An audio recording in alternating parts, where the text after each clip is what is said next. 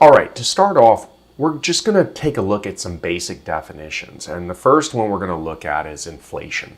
Now, inflation is the overall rise in the level of prices. Now, how do economists measure this? Well, they use various tools to measure levels of prices over time. In the United States, we use the Consumer Price Index. Another tool that they will use is also called the GDP deflator. Now, you can measure overall level of prices change with any particular index, but these are the two primary indexes that they use. So every world economy experiences inflation or deflation on some level. We're going to get into deflation in a minute. But right now, just know that it means that it's an overall rise in the level of prices.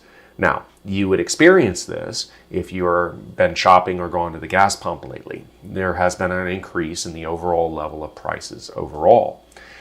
But one particular type of inflation was called stagflation. It was identified in the 1970s. This happened when we had a period of falling output and rising prices. So that meant we were producing less, but prices were still rising.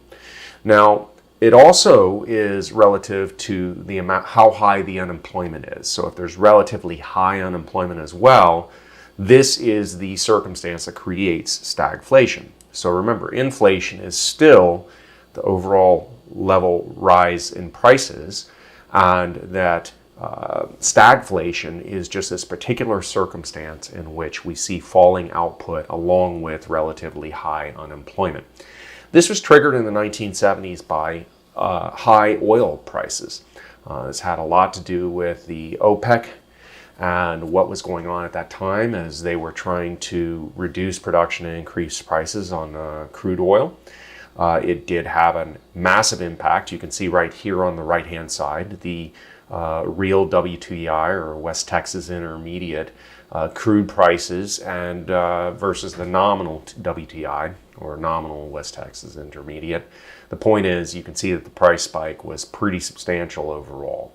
And these high prices led to stagflation.